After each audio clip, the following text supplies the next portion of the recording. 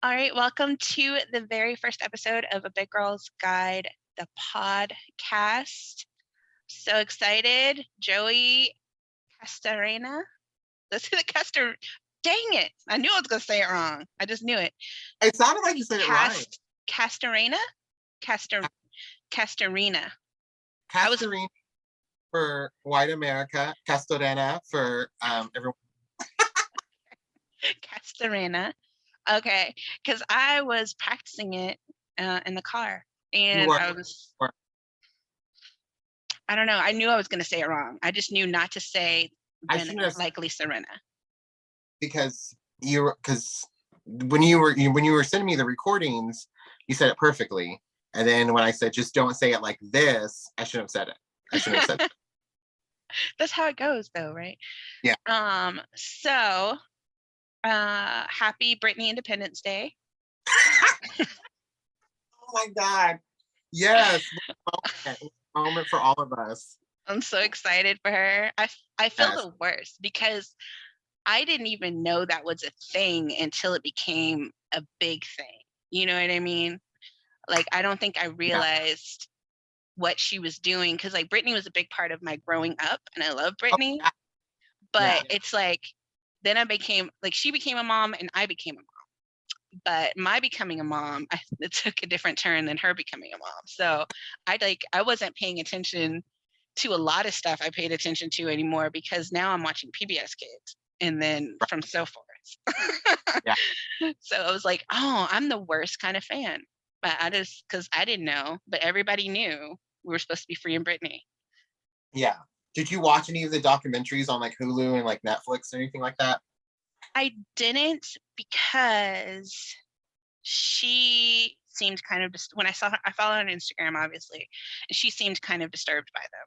So I was like, I'm not going to participate in that because she's not participating in it. Now, when she does her interview with whomever, then I will watch it. And people are so weird with celebrities because like she does these like twirly situations, you know, on Instagram, like she's dancing, she's like just living her, you know, fucking life. It's just like, she's just a person. And that's what disturbed me the most when I figured out about the whole Britney being on lockdown situation. Because I was like, why is she on lockdown? Like, if you want, she's a person. If she wants to just like fucking do drugs and spin out, like that's her fucking prerogative. We don't stop any other celebrity from doing that shit. Like, some people aren't even stopping their like own family members from doing that. So I know. I watch a lot of Dr. Phil. I know exactly what you're saying. On YouTube. I look like a guy from Dr. Phil right now. See, this is why I don't like, because I'm vain. I'm just gonna be looking at myself, and I look like that. Do you know who I'm talking about? Who are you being? Catch Me Outside? No, not Catch Me Outside. He comes. Oh, he's like, what's poppin'? You know who I'm talking about? No, but I'm gonna have to find this person. I should have done something with my hair because now I'm just gonna be fidgeting with my hair all this whole time. Okay. Anyway. It's okay. Let's fidget. Can I make myself smaller? Because like right now you're small. That's why I'm just like looking at myself like the entire time. It's okay. Yeah, I think so. Like you could put on like whoever's talking up somewhere there's view. So there. I don't have an iPhone. I'm not fancy, so I don't know how the iPhone Zoom works. We're good. I like look so skinny and like chic because I'm so tiny. Okay, we're cool. You are. You're so small. Hey, I need a Mini Cooper. You're practically an Olsen twin right now. Yes, exactly. But yeah, I am so. I do have, if we're being honest, I do have mixed feelings about her freedom. Okay. Part of me is a little worried for her, but part of me, 60-40, 60% is completely ecstatic and just like, you know, about time. And then part of me is like, well, you know, because like, have you been seeing like some of the stuff she's been posting like on her Instagram as of late, like since her dad like stepped away? Like her like dark. All nude situation. Her whole nude situation. Her whole if I was built like that, I would totally be doing that. Oh, absolutely. That's so why the Lord won't let me be skinny because he knows I'm gonna be out in these streets, be as naked as can be. That's true. That's true. But and then the other, she like posted something about like her on handcuffs. Did you see that? She was No. in handcuffs. I don't know. It was, and she was like on the floor. It was a lot. Oh wait, with her like boyfriend or something, right? Her fiance. They did Yep. something. No. Or she's like in handcuffs and she's like, I think she has like lipstick smeared. I don't know. There's the girl will. I don't want to say like she will forever be going through it, but she will forever be going through it. Do you know what I mean? Like it's gonna take Yeah. some like definitely like rebuilding for her. Um, but I remember when it all went down. Do Like I you? remember 2007. Yeah, I remember. I remember being at my friend's house and my mom called me and she was like, oh my God. She was like, the police are at Britney Spears' house. They're like taking her away by ambulance, like all this kind of stuff. And I remember gasping like so loudly that like my friends thought that like something bad happened, like someone died. Okay, can you gasp for me right now? Just like you Yeah. did. I was like, what? Okay. Like, it was like that. Yeah. Okay. Probably like around there. Um, and so they were like, you know, what happened? And I was like, it's Britney Spears. And they're like, oh my God, we thought something real happened. But it was so real. And I remember going home and I'm not big on social media and I wasn't even big on social media back then, but I had a MySpace because it was 2007. Of course. And I remember like trying to find, can I cuss? Can we cuss? We should have had that conversation. I remember Have you met me? Like at all? At all? because I remember finding shit on MySpace about like like someone like uploaded a video of like someone was like in a tree and with an ambulance. You know what I mean? Like I just remember finding like bits and pieces of like coverage on MySpace, and yeah, I just remember it all going down. I remember learning what a 5150 is because that's what they called. That's what they called on her is a 5150, and that's like when someone is doing harm to themselves or to people around them, and you call a 5150, and then you get like put under surveillance for 72 hours. And I remember that happening. What's really sad, and I don't know if it's true, but I remember hearing that when she was taken to the hospital and her parents were there and her dad was there, and I remember hearing that she looked to her dad and said, just take me home, daddy, I just want to go home, just take me Oh. home. And it's so sad and so heartbreaking because then you know that the conservatorship, and you know that like at that point in time through her like most mental breakdown or whatever it was, that she wanted home, she wanted the comfort of her family, and then she goes into the conservatorship and her family does nothing but abuse her in that conservatorship. So it's just it's I just always feel bad for her. And there's this episode that came out around that time, I think it was a South Park episode, and it's a great fucking episode, and it's about Britney Spears. And I forgot what the title of the episode is, but if anyone's listening or if you need to go like watch it, but it's a South Park episode. It's about Britney Spears. And what happens is that I think in the episode she tries to kill herself or she accidentally shoots herself. And she's like, it's literally just like half of her face is left. Like Oh it's no. literally her jaw. And then like that's all that's left. But she survived.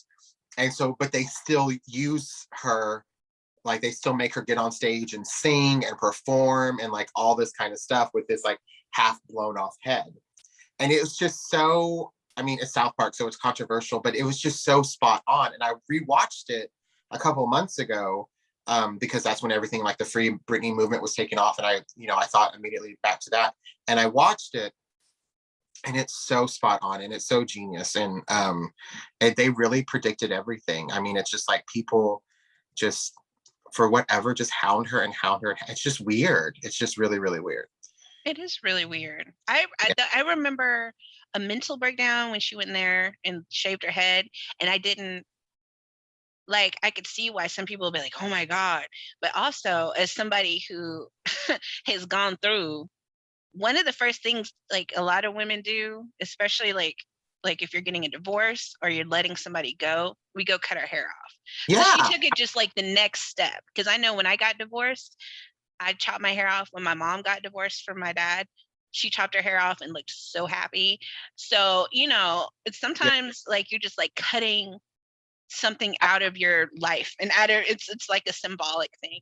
And like, what was that, like 2007? So like my youngest son was like 3 and I was going through a bunch of stuff. So it was like, I get her. Our kids are about the same age. She's just like a couple months older than me or something like that. So it's like I felt like I grew up with her because I watched the Mickey Mouse Club the whole time and I saw her grow up into, you know, something. I'm sure she was doing, I know she did Star Search and stuff like that. So it's like I feel like I grew up with her and like we could have been friends in a different life, you know. But I felt her. Like I more wanted to like reach out and be like, Britney, I got you, girl, because people are trash. I think there's so many of us that felt like that because she was part of our formative years, you know? And I think that's why I gasped so like when my mom told me, because it was like, I've known about her for so long. And like, I've been a fan for so long. And we did see the like, Give Me More era when, you know, she was like messing up at the VMAs and she wasn't herself and like all that stuff. And like the diehard fans were like, no, which when Chris Crocker came out with the Leave Britney Alone thing, and it was so viral and everyone was like, oh, it's so funny. But I remember thinking when I first saw it, yeah, leave her the fuck alone.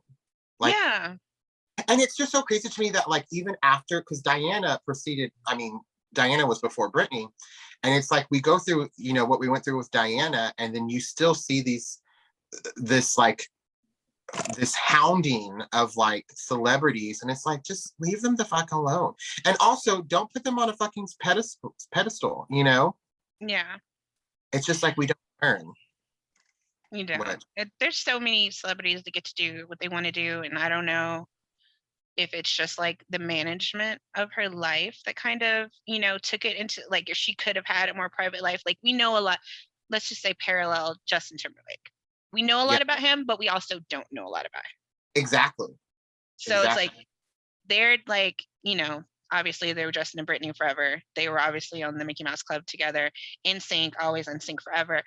But there's so much like we see him do some crazy stuff every once in a while where we're like, oh, is he cheating on Jessica Biel or whatever? But then it kind of goes away. Like we don't really give a shit about what Justin Timberlake doing.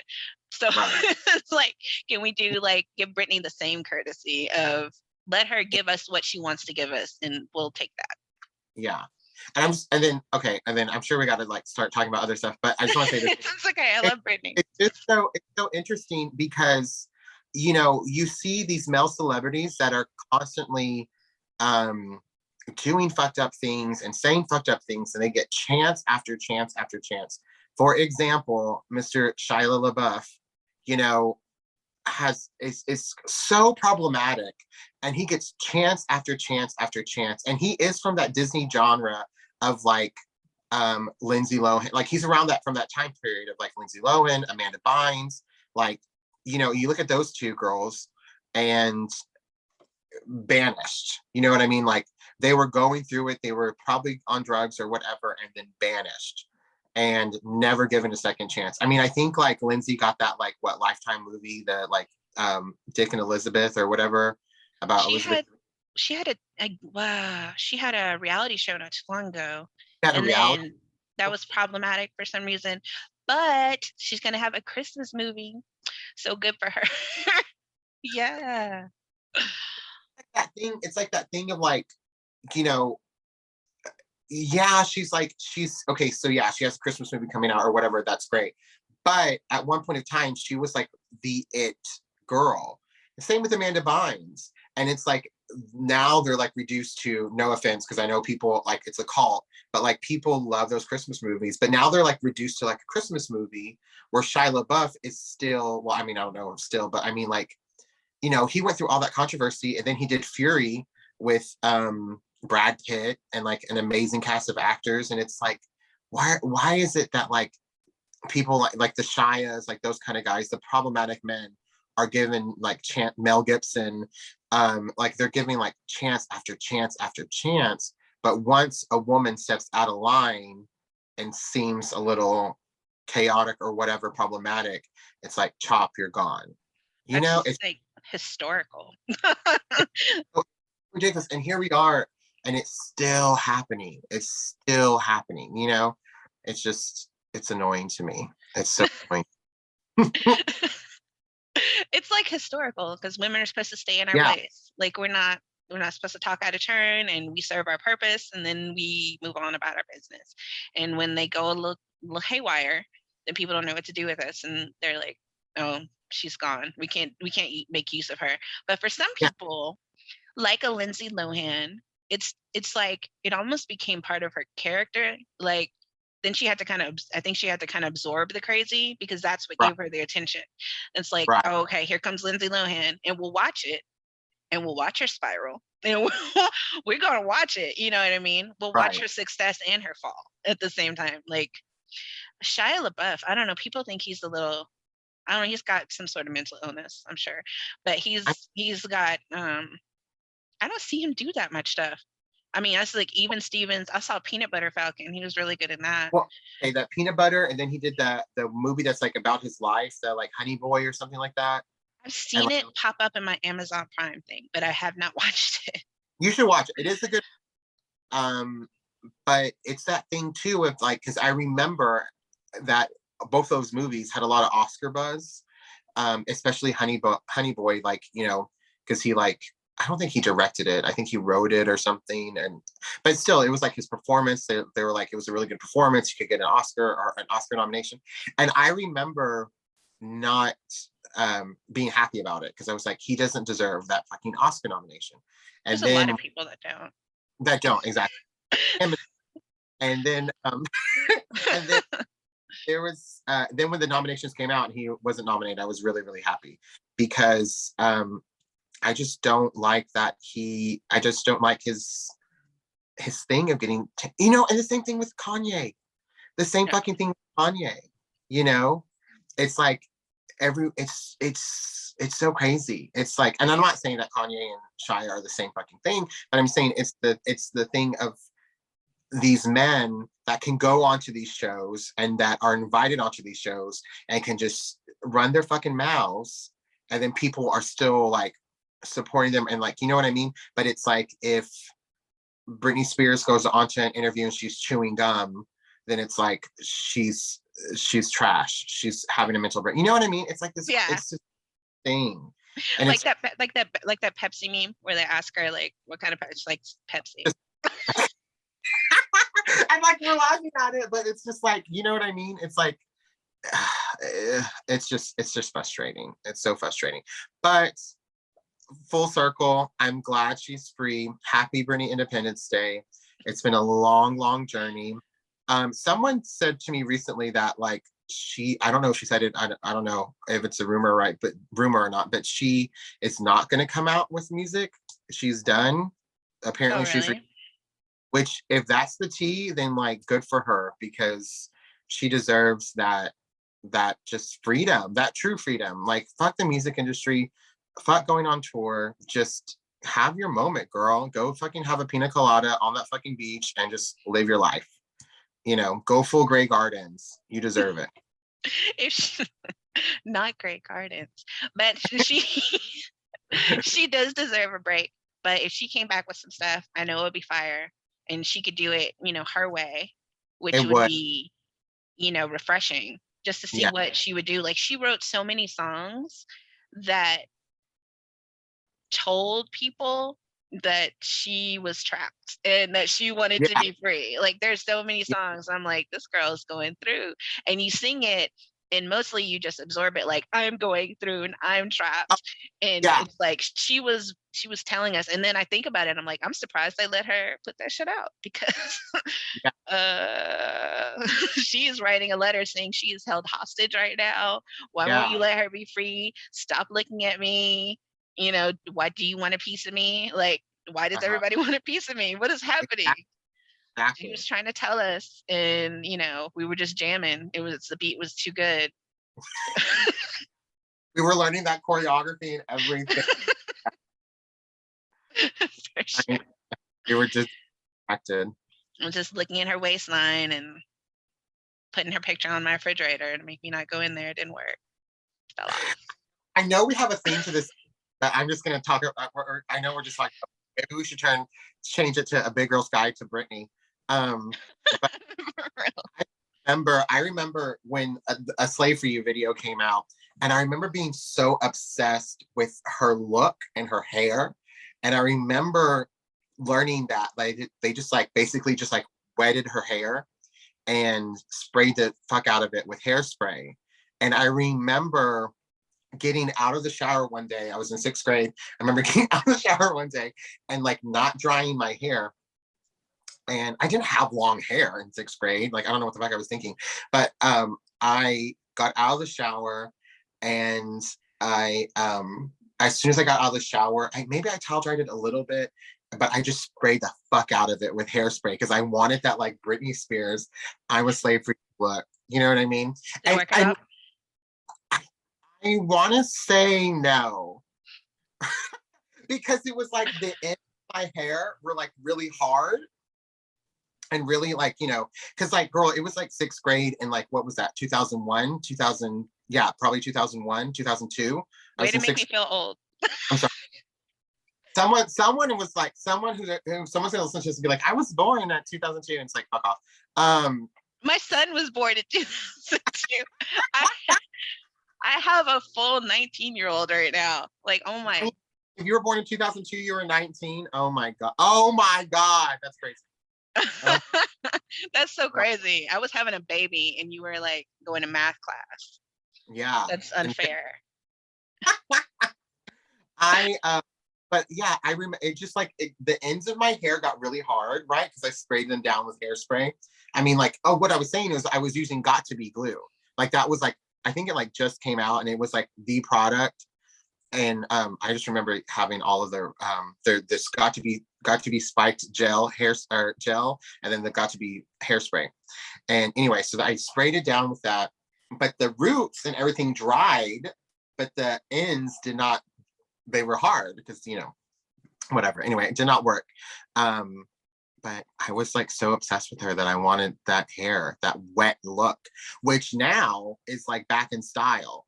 That like there's like so many drag queens on RuPaul's Drag Race that have like that wet wig look. And I think you got the hair now. I got the hair now, so maybe like yeah, so maybe I can try it again. But that made me so sad. You're like 2001. I was like, ew, I graduated high school in 2000.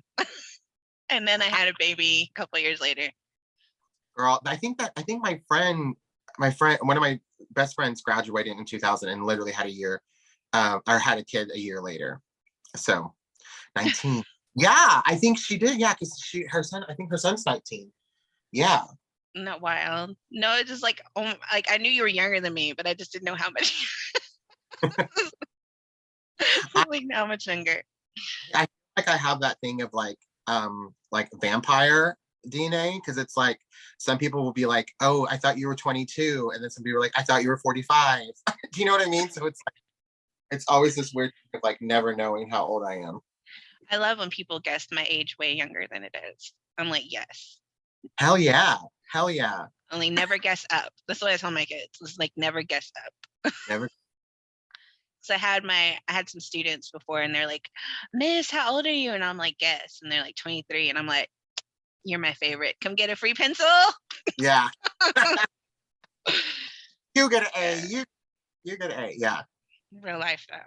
But I probably talk about pop culture like all day long. Just probably my life. To be another episode, A Big Girl's Guide to Pop Culture, and bring it back for that. Because same. I can talk about pop culture until I'm blue in the face. It's like what I do all day long.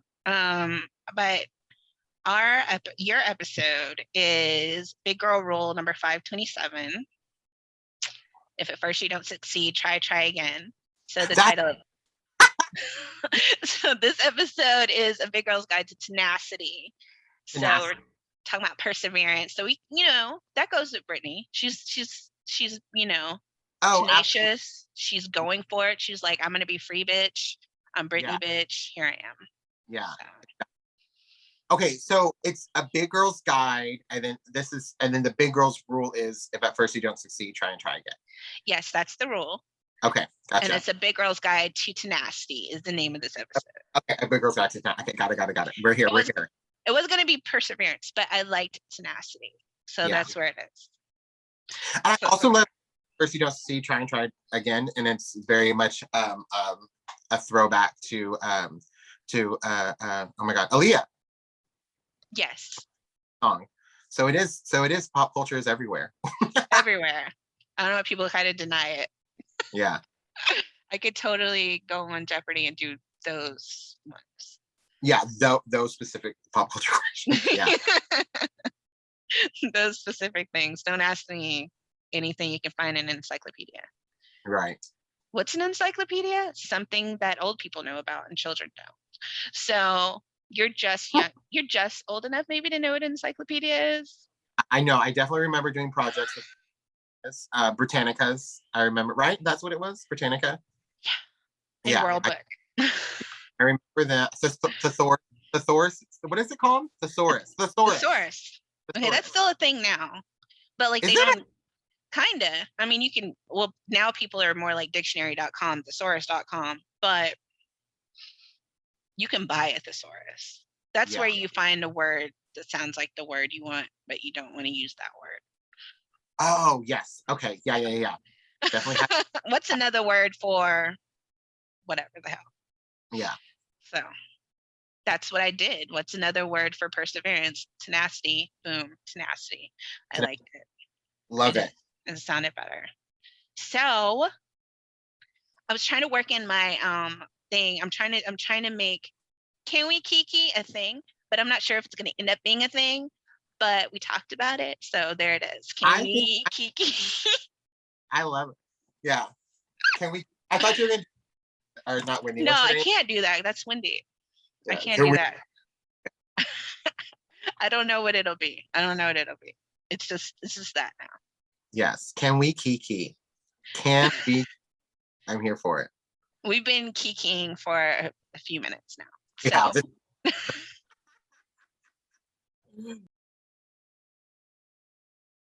what business are you in? Tell us about who is Joey Castorena. Joey Castorena is a raging bitch.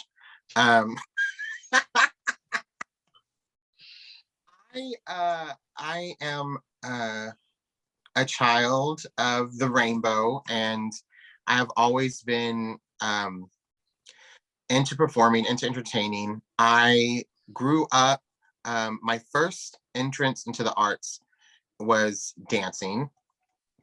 I took dance classes at a very young age. And then I got into theater when I was in like third grade. And we did a production of Grease. So a bunch of like, how old are you in third grade? I don't know, 8 years old or something. I don't know, 8-year-olds running around. Yeah, doing Grease. And it was a lip sync. Like anytime it got to the songs, we would just lip sync to the movie recording. So it was definitely shady. But anyway, I played KiKi, and the director's son played Danny. So fuck him. But did you say my favorite line? A hickey from KiKi is like a Hallmark card. I don't remember. That's one of my favorite lines. The script was very interesting. It was like a one act of Grease, but it was like pulled from the movie. I don't know, girl. It was an experience. And so that was like my toe into theater, but then I still kept with dance. And then I did theater in sixth grade, and didn't like it. And then I got into choir, and I was a choir kid all the way up until my junior year of high school. And then my junior year of high school, I got a role in the High School Musical. It was A Funny Thing Happened on the Way to the Forum. I played Marcus Lycus. And then I did theater the following year. It was A Fiddler on the Roof, which is a horrible fucking show to do at a high school. It's so stupid. The show is not stupid. It's just giving kids that material, and it's a lot. It's yeah. So that was that. And then I went into community college thinking that I would transfer to Sam Houston State University and major in music education. And I was taking a lot of music classes, and I missed performing, and I found out that they were doing a production again, another it wasn't janky, but it was like not authorized. It was because it was like a concert of Phantom of the Opera and Les Mis. So it was basically like it was a production, like we were in costume and everything like that. And we had sets and everything like that, but it was just like, okay, these are the Les Mis songs, go. And then these are the Phantom songs, go. It was, again, a lot of gray area. I don't know how that worked. But anyway, so I did that. And then I got into the theater, or kind of like musical theater gang at Lone Star College Sci Fair. And I think like the next semester we did the Mikado, which again, problematic. And then we did the following semester after that was a Little Shop of Horrors. I was the dentist, and all the other like minor characters. It was like a small cast. So like I played the dentist, but when I wasn't the dentist, I was like all the small little roles. And then finally, here we go. I did The Wiz that summer at a community theater, and I had a bit part. And I, like, not to sound like an asshole, but I fucking killed it. I was the gatekeeper. All right. And I had a bit part, but it was like, it was kind of great. And like, such a scene stealer. And that's when I was like, so that was probably around like 2012, 2011, probably 2011. And that's when I finally like had to sit down with myself, and I was like, bitch, this is what you want to do. You don't want to go teach children in a classroom. Not that there's anything wrong with that. I would not be where I was without music teachers. But that's when I sat down with myself, and I finally said out loud, I want to be an actor. I don't want to be a music educator. I want to act. I want to do it professionally. I want to be on Broadway. I want to be on TV. I want to do this. I want to do that. That's when I finally just said that out loud. And it worked out. That was almost 10 years ago. And, now I'm a professional actor. I've been working professionally since I was 25. And I booked my first commercial a couple weeks ago. Woohoo. And I just got back from doing this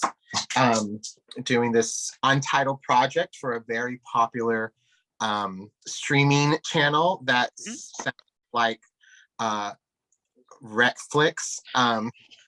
Very good cover. And so yeah, so I mean, things are definitely working out. If at first you don't succeed, try and try again. I am living proof of that. And our paths cross. I don't know. Am I jumping the gun talking about how we met? Go for it. So being a professional actor, I am constantly looking for auditions. And this was probably about, oh girl, I don't know, probably like 3 months before COVID came to us. Yeah. I saw an audition notice for A Big Girl's Guide to Love on DFW auditions. And I'm not going to lie, I first scrolled down to the bottom and I saw compensation and it said stipend. So I was like, okay. And so I read the description, and I absolutely loved the description of the play. It was everything that I am for, that I want to see more of. And then I went down and saw that there was a drag queen role, drag queen like friend type role, singer, and everything like that. And I think at that time I knew, well, I've done many of drag roles. I would not consider myself a drag queen, but if you put me in a show that has a drag character, I'm your girl. You know what I mean? Like, I'll do it.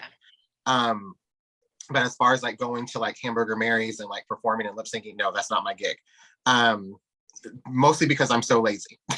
Like, and it takes a lot of fucking work and it's really, really hard. And I have respect for the craft of drag. So I just know that it's just not my calling. But anyway, so, and I think at that point in time, by the time I saw your audition notice, I think I was already in a drag role. I was playing the mother in Peter Rabbit, at a children's theater. Yeah. Very progressive children's theater. Shout out to North Texas Performing Arts. Shout out to Bethany. So I was playing, Bethany. yeah. So in Peter Rabbit, and then I saw yours, and I was like, oh, wouldn't that be fun to have two drag roles? And girl, being an actor, being a performer, sometimes you are in 2 shows, 3 shows at one time just to cover the bill for 2 months. You know what I mean? The bills for 2 months. And that's very much what I was doing. I was doing Peter Rabbit and then doing your show. Spoiler alert. Sorry. I guess we had to go there. But so anyway, yeah, saw the audition notice, long story long, saw the audition notice, loved everything about it, loved the character breakdowns, loved that it was predominantly a casting call for people of color. So I was all about it. And I'm pretty sure, correct me if I'm wrong, but I'm pretty sure for, oh my God, I can't even remember the character's name, but the drag character? George. Yeah. George. Yeah. I'm pretty sure the character break, it did say Latinx, Latinx, and then Black. So that's why I felt like I could audition for it, because I was like, okay, well, I'm Latin, like I'm Latino, so I can go in and audition for it. I honestly don't know what they put in that, because I entered the contest, so they have my scripts, and they would ask me like a few things about like what did I want, but shout out to NPM Studio Theater, they wanted to have it. The first time I did it, with DVA Productions, when we did it full out, your character was paid by a white dude. He did great. His name was Brad. He did great. He was, a rainbow. He was of the Rainbow Coalition. But but he was a white dude. But he was very cool. And so when I saw you do it, I was glad, because that's the image that stuck in my head. Is who I saw do it the first time. So when I saw it the second time with new people, sometimes it's like when somebody does a remake of something, you're just like, I don't know about that. But you did good, and you were good, and obviously I remembered you because I'm still talking to you. Yeah. And now I consider you a friend, which is amazing. Absolutely. Like, not to sound like full of myself, but my friends know I don't make new friends. I do not want new friends. I don't go out looking for new friends. It takes a lot to be my friend. But something about you is like, I'm going to be this guy's friend. And then I start messaging you on Instagram and sending you things. And now I'm like, that's going to be my friend now. Yeah, it was really interesting. Definitely, I think, of course, your work like bonded us. Because like I said, when I read the description, when I read everything, when I went in to read and all that kind of stuff, it just felt so natural. Like I felt so connected to the script. And I remember I can't remember her name, but the director, I remember her talking about you. And I just remember thinking like, I'm going to love her. Like, and also too, at the time, I don't know if you want to say where you were working, but at the time you were working for a theater in the box office. Before I moved to Dallas, moved back to Dallas, I was working for a box office for Equity Theater in Houston. And so I was like, oh, I'm gonna we have that connection already, which I don't even know if we've ever talked about until now. Yeah. Yeah. We're both box officers. And and so anyway, so I just remember hearing about you and everything like that. And then I remember thinking too, I was like, oh, she's gonna hate me, because we were doing our tech rehearsal, our final dress rehearsal. And I thought I was covering, because I was like, they're not ready. I was like, someone didn't make their costume change. So I was covering and I was improving. And then I ended up just I kept looking over and they weren't there. They weren't coming. And so I was like, well, I guess there's a problem. Let me just in the scene, So I did this like little improv, and I like ended it on a note. And then whenever I got backstage, I was like, what the fuck did you do? Why did you do that? The playwrights in the audience, like all this kind of stuff. And I was like, well, no one made the cue, because I thought that the cue was the actor was going to come in and then stop me from talking. And I thought that was going to be the cue, but I was wrong. I was supposed to say my line, and that was his cue to come on. But since never came on. That was the speed dating. The speed dating, yes. Okay. Yes, which I loved that scene. I remember that, and I remember thinking to myself, did I write that? Because that happens to me sometimes. I'm like, well, if I did, well, I did now. Whatever came out of your mouth is mine. Yeah. No, well, I was like, and like everyone was like giving me so much shit about it, and I was like, you guys, like, it's fine. Like, it's a dress rehearsal. Like, it was like, I just remember not being. Everyone was just like basically just like, you shouldn't have done that. You shouldn't have done that. But I was like, whatever, it's fine. And then I remember the next night, you're like, oh, I didn't even. You're like, yeah, I thought I wrote it. Because I don't know, like I wrote this play in like 2011, 2012. I think I wrote it in 2011, and I copyrighted it in 2012, like officially, like with the government. But and then that's the first time I saw it on stage was 2012. But I stage managed the first time it was on stage.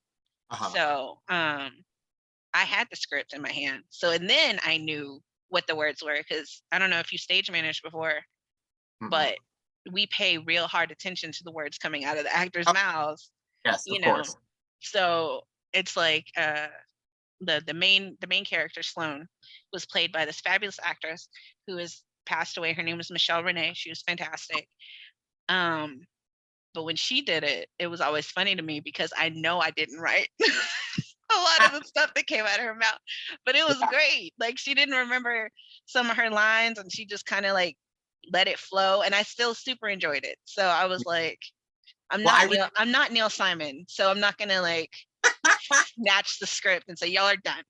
Yeah, I remember saying, because it was like a speed dating scene, and we're supposed to like getting to know each other, and I remember saying something about Chili's, and I just like went off on this like Chili's rant, and then I remember you talking to you about it, and then you're like, I thought I wrote it because I fucking love Chili's. Well, that's Chili's is in the script because like there's little mementos of like people that I care about or have cared about. Some of them I don't anymore, but of people that I've known, like little things like Chili's was a thing because me and my high school best friend Stephanie would always meet up at Chili's like after we graduated and stuff, and like that was our grown up thing. Yeah. And and so that was my memento to her. Sloane is based loosely off my current best friend, my big sister Sharon Keaton. So it's like there's little bits of other people. Alan Payton, I based it off of. I wrote the part. It's not really him that I know of him to be, but I wrote it for this comedian that I was friends with, Tone Bell, who at the time was just starting his acting career. And he was mostly just like a traveling comedian, but now he's like in every freaking thing. Go ahead and Google him. But I wrote that part thinking of him. And then Georgie, I just wanted a drag queen just because I like Priscilla, Queen of the Desert, and I love Tu Wong Fu. And anytime I want to cry, I watch Tu Wong Fu because it makes me cry. Yeah. So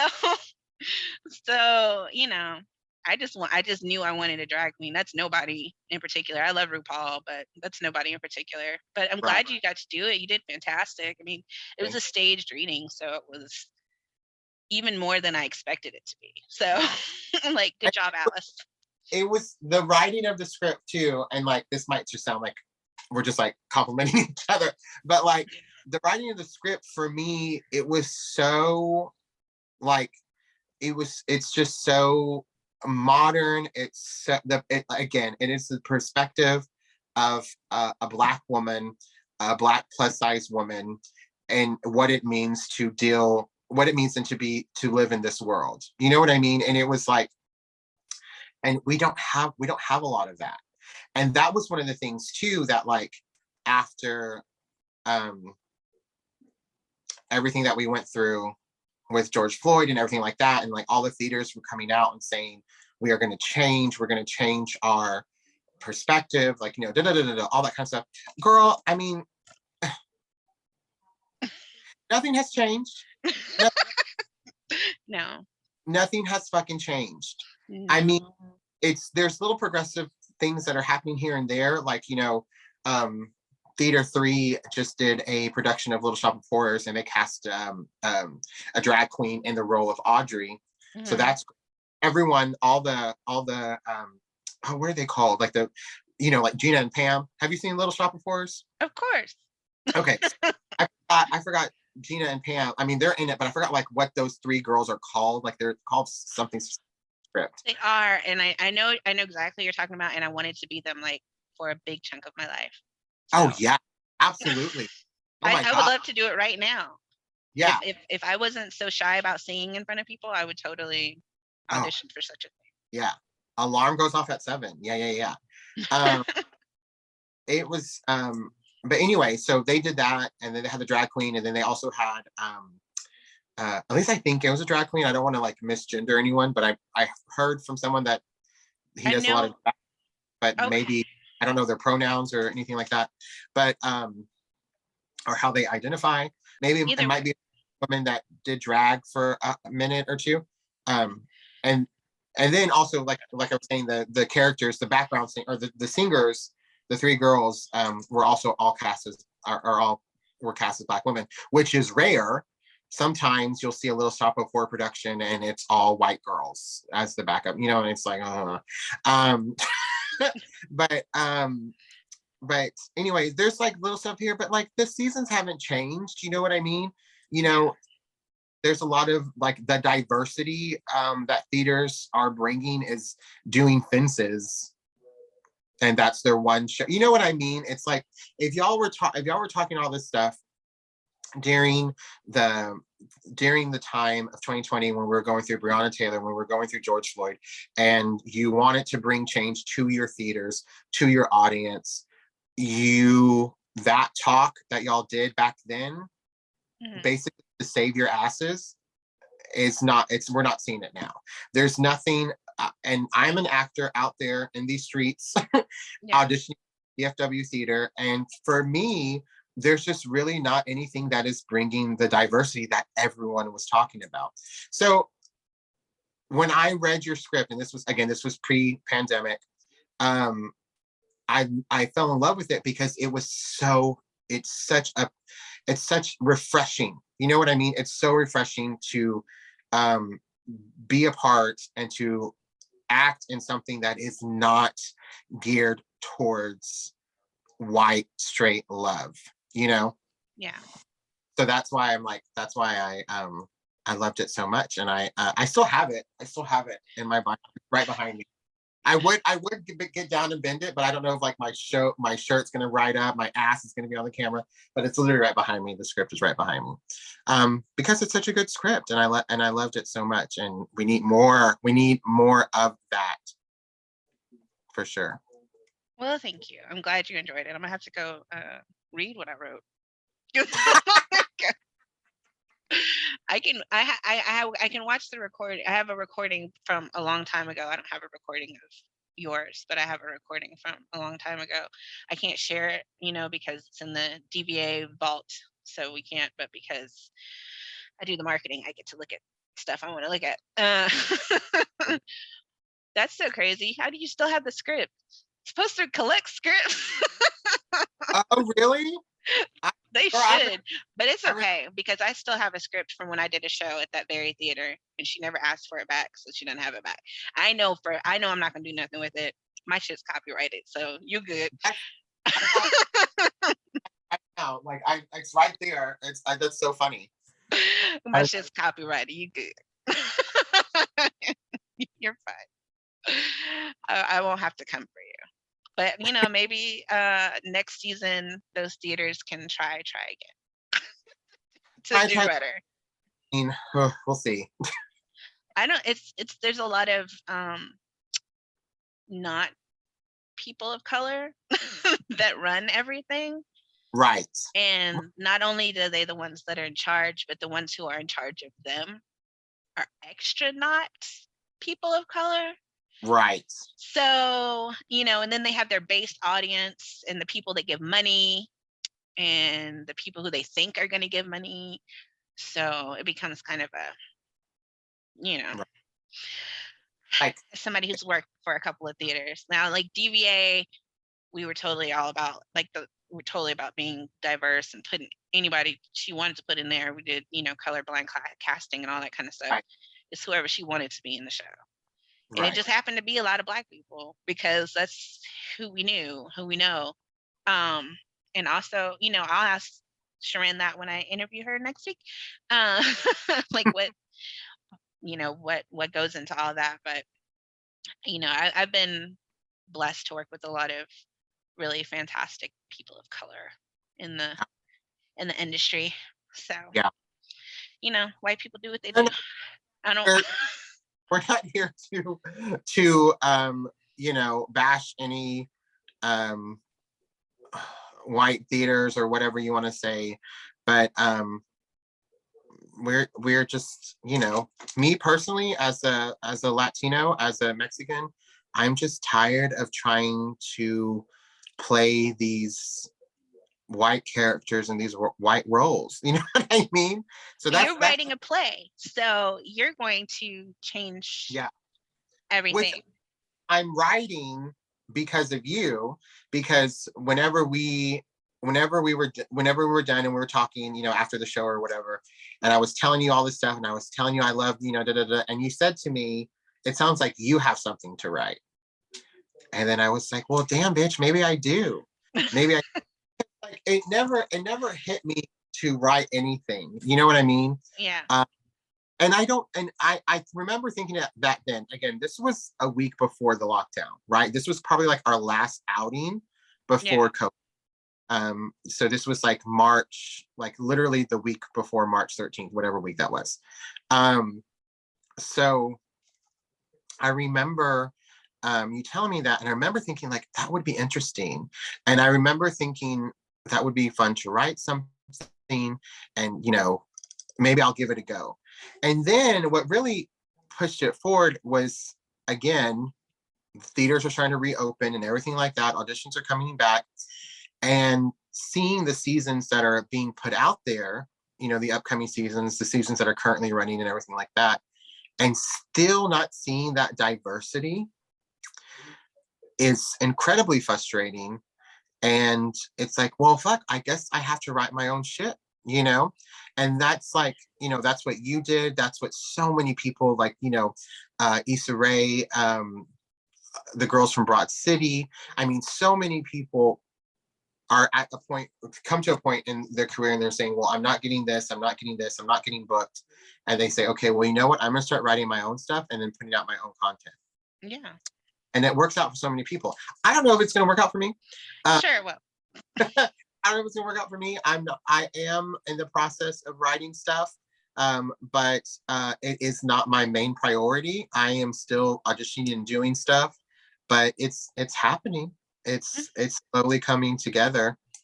There will be a time and a place where it will be there and it'll be in the right hands, and maybe it'll be your acting career that helps put you in the right room or put your name in the room that you haven't been in yet. So, because your name is in that's what the memes tell us, right? Your name is already in a room that you haven't been in yet. So yeah, exactly. Sure.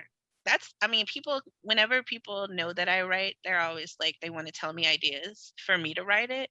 And I'm like, no, you don't really know me as a person. That's not my process. Thank you though. I appreciate it. But then I'm going to have to split my money if I make anything with you. It's just too much. So you write that shit and then I'll read it. I will be in it. I will share the hell out of your stuff. I love sharing people's things and pumping them up. So I will do that for you all day long. You write it. Tell me when it's coming out. Yeah. And I will be sharing the shit out of it. Like, oh my God, my friend Joey Castorena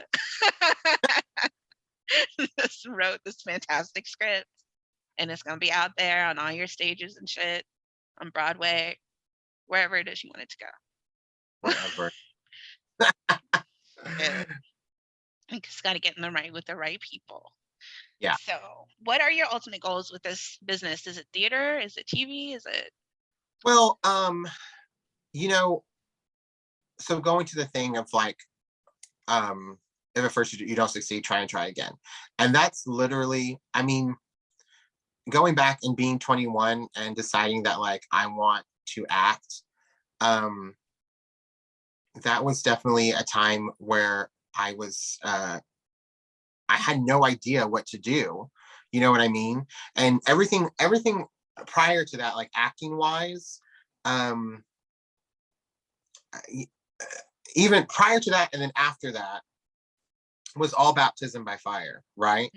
Um, and so, well, first to answer your question, you know, what do I want in this industry? I want to rule it. I want to rule the world. You know what I mean? Yeah. I um I want the Oscar. I want the Tony. I want the Golden Globe. I want the SAG.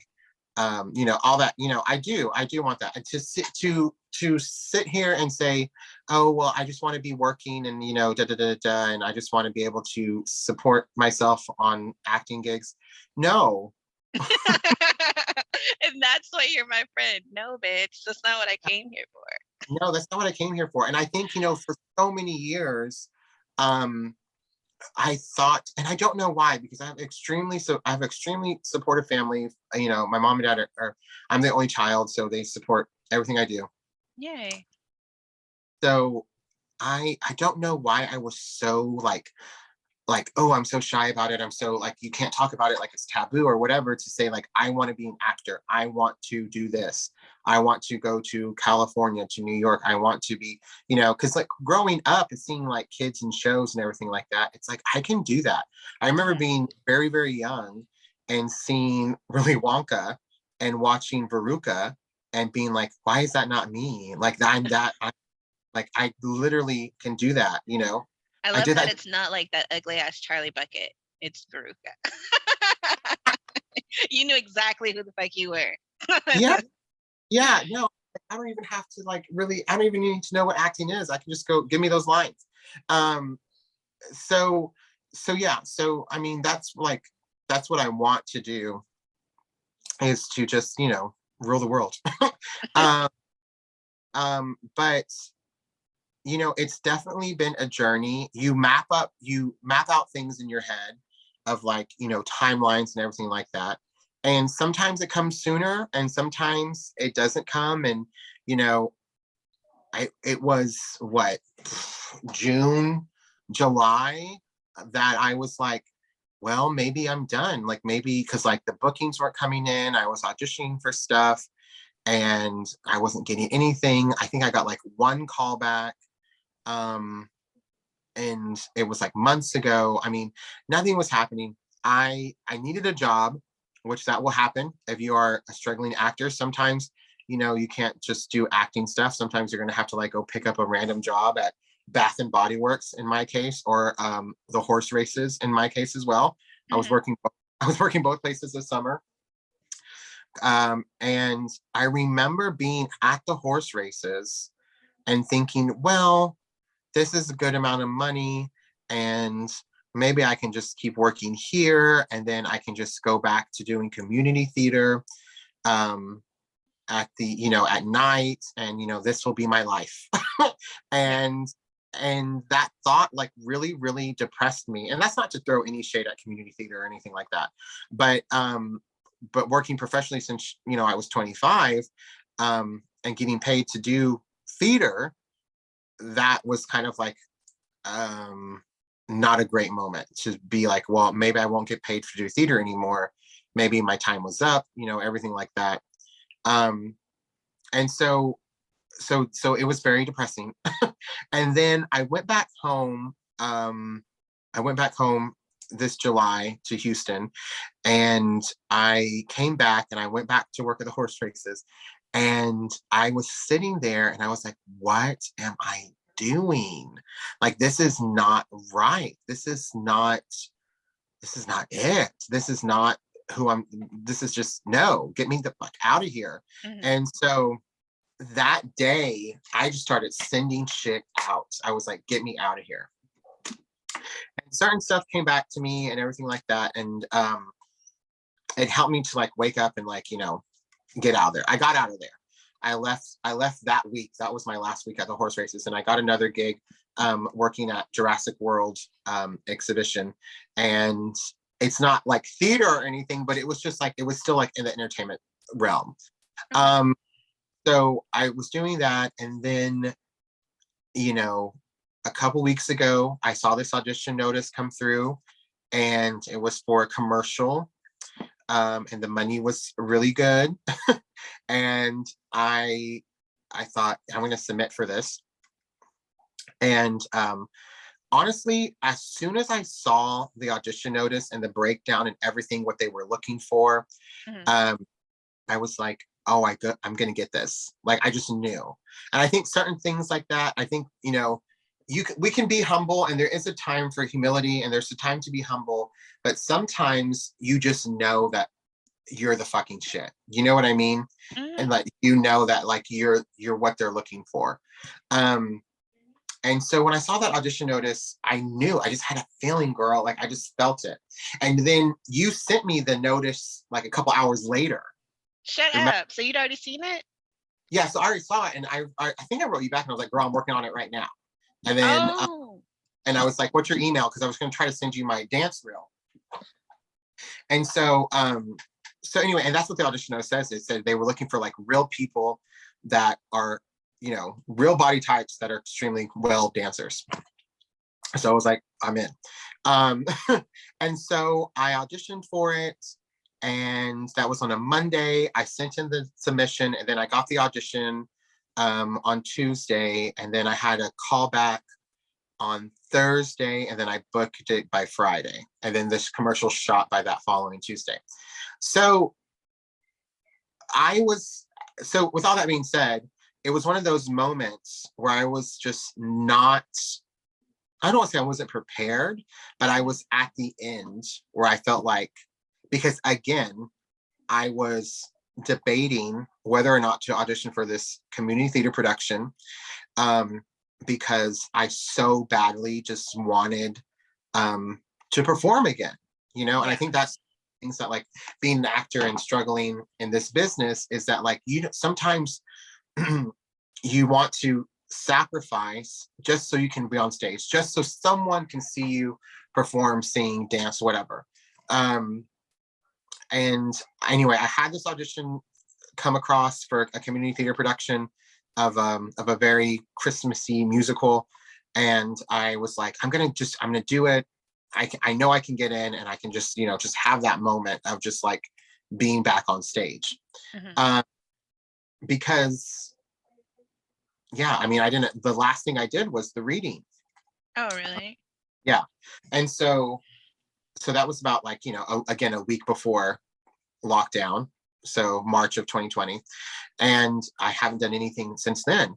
And then so here we are. When did I book the commercial? October of 2021. So that's like, so that was, I mean, it took that long for another gig to come.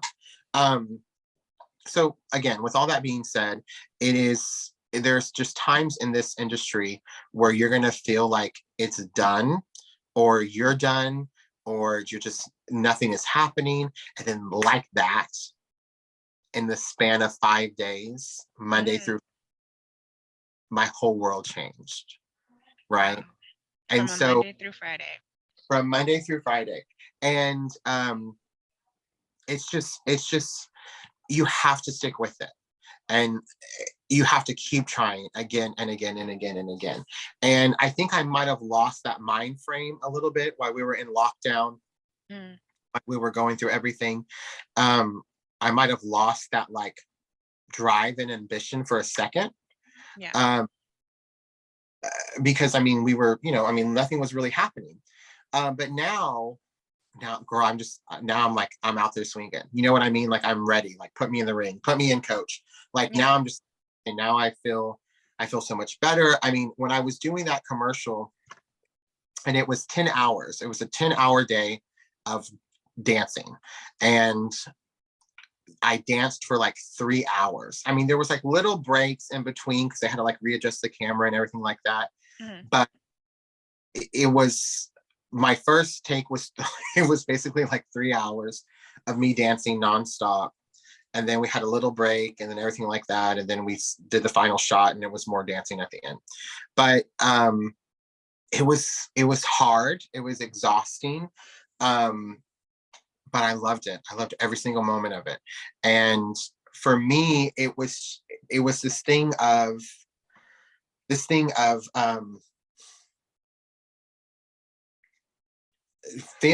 having that feeling of like, oh, this is what I'm supposed to be doing. It was because months prior, it was like, oh, well, here I am at the racetrack. I guess this is my new life. Oh, here I am at Jurassic World, not doing anything else. Maybe I should go audition for community theater, whatever. And then it's just like, no, bitch, the universe knows. You know what I mean? Yeah. What is meant for you is meant for you. And like all that cliche shit is cliches for a reason. You know what I mean? That thing of like, something, what is meant for you is meant for you. What's coming, all that kind of stuff. You see it on social media and you're like, no, whatever. No, girl, like that shit is real. Because I was literally at the end, I was thinking that like, I'm done. Like maybe I've lost it. Maybe it's my hair. You know what I mean? It's this long COVID hair that I have now. All this stuff, like, I was just getting into my head about like, why is it not working for me? Maybe I'm not talented. Maybe it's just been years of like, just getting by the skin of my teeth, all that kind of stuff. And then shit like that happens. And that's kind of like how everything I've done in this business has been. I've never taken an acting class. I grew up doing choir. I've taken a lot of voice lessons. I've taken a lot of dance lessons. But I've never went to an acting coach and had that moment, or went to an acting school. I don't have a degree or anything like that. So, I mean, maybe I should have, maybe I still should, I don't know. But it's that thing that I've stuck with it for so long, and everything has been a baptism by fire. That it just kind of it works out. But what is meant for you is meant for you. You know what I mean? Yeah. I, from a very young age, that I wanted to do this. Did I say it out loud to the universe, to people? No. It took me 21 years to finally get the confidence to say, I want to do this. I need to do this. And when that happened in the span of a decade, and some people might say, bitch, a decade is long. A decade is long, girl. We don't have that kind of, and, and am I where I thought I was, where I wanted to be, where I was going to be? No. I wanted, to be in another state by now. I wanted to have an agent by now, and all that kind of stuff. Totally. But everything happens for a reason. And you have to keep going. If at first you don't succeed, try and try and try again, right? We have to keep trying. And eventually, everything will work out, because God, the creator, the universe, whatever you want to say, knows. And they know what you're putting out there. You can't just sit on your ass and say, well, I want this, I want to be this actor, I want to be this dancer, this model, whatever. You can't just sit down, this writer, you can't just sit down on your ass and expect your shit to get published, to be on screen, to whatever. You have to go out there. It always makes me laugh. And I don't want to like sound like I'm bashing religion or anything like that. But when people say like, God's got it. I don't have to worry about it. God's got it. Well, girl, go change the oil in your car. You know what I mean? Like, like you can't, like, God can't do the oil change for you. You got to go get that oil change now, girl. The light is on. Like, go get that now.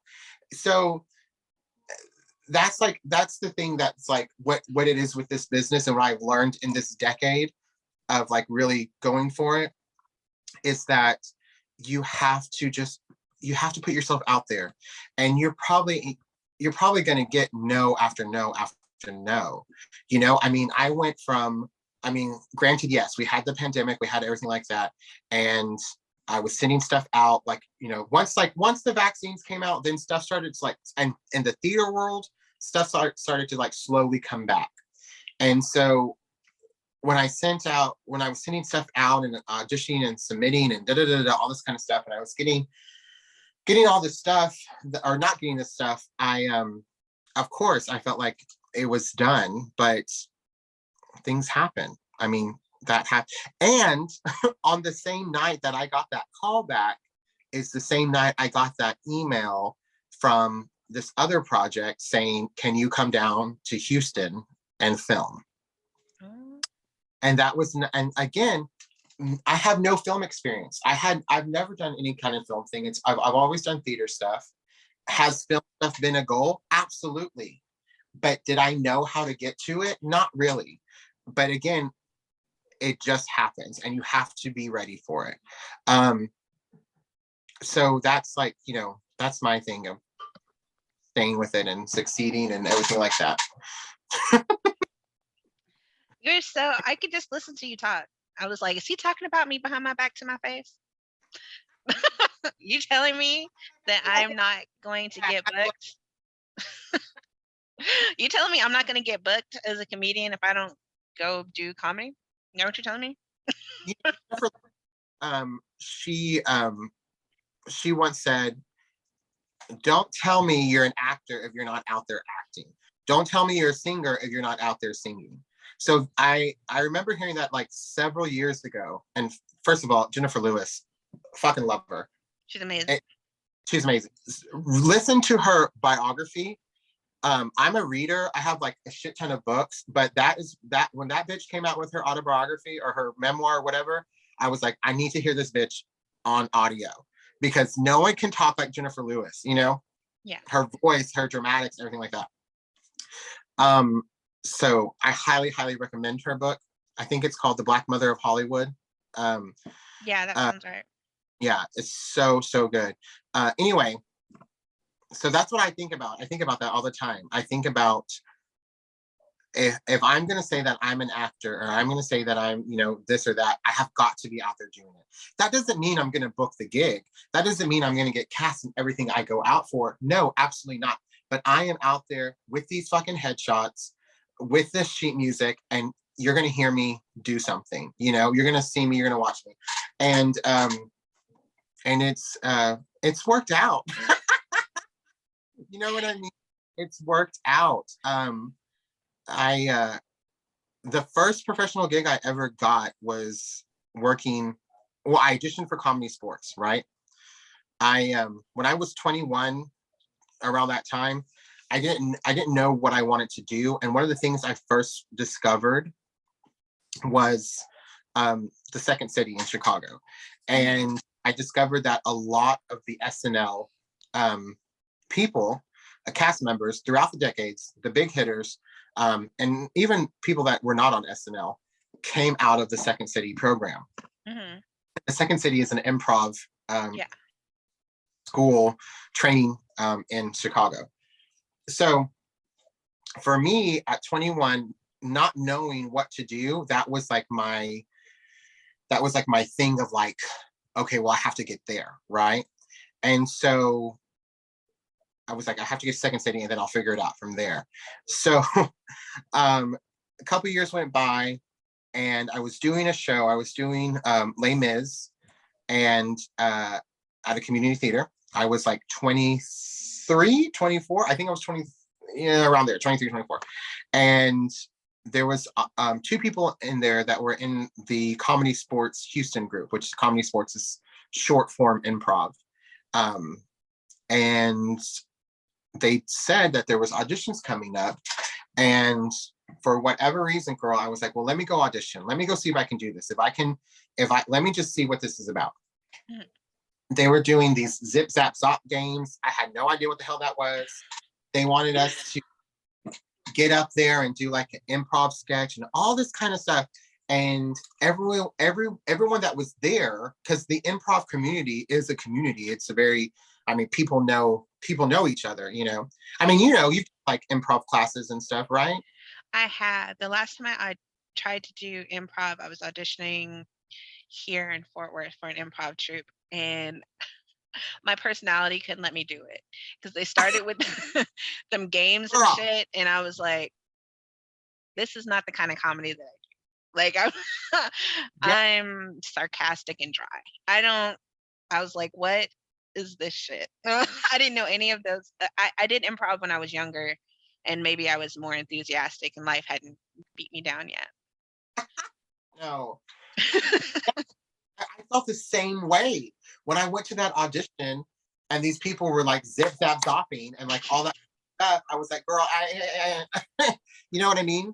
And uh, I went to that audition, and at the time, Comedy Sports Houston was a paid gig. They would pay their players, right? They would pay their actors. And at that time, I had never been paid before. Um, so I went into the audition, intimidated as hell. No one talked to me. I sat by myself. No one introduced themselves or anything like that. It was, and like the entire troupe, the entire improv troupe was there. Basically, for the most part, it was a lot of people. It was, you're auditioning in front of strangers, and then the troupe, the members are already there. So, Entertainers are clicky and snobby. yes. It's bizarre. Comedy, theater, film, all of them. They're just. Oh yeah. Mm.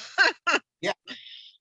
So I was so intimidated, and I had no idea what I was doing, but I auditioned anyway, and they made cuts, and I stayed around. They made cuts, and I stayed around, and the audition was over.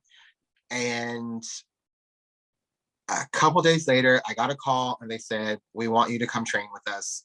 You're in our," it was called PITS, Players in Training. We want you to be a player in training. And I was ecstatic.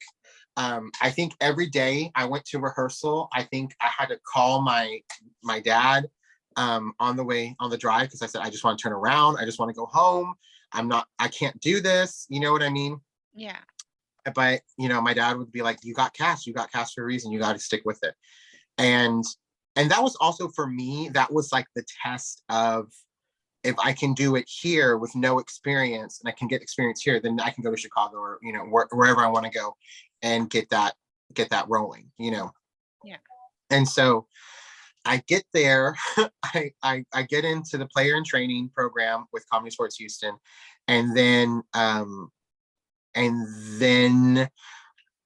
we move on to start rehearsing with like the team and everything like that. And I'm getting ready, and we're about to they're going to start putting us in the show.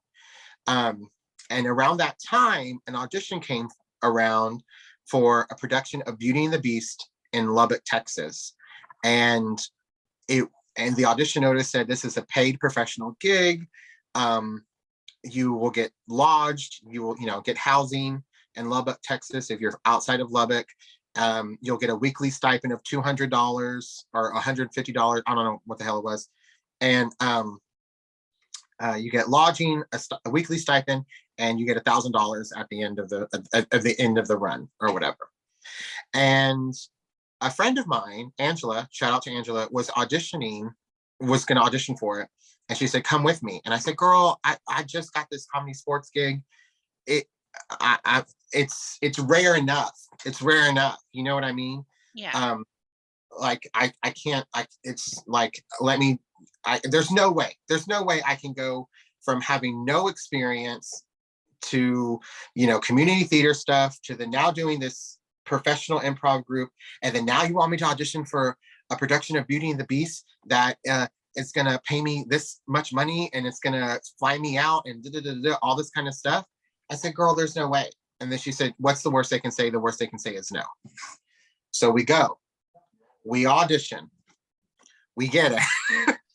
And from that moment on, that was really the moment where I was like, well, Comedy Sports truly was the first time that someone said, we want to pay you for your talent, which gave me so much confidence as a performer.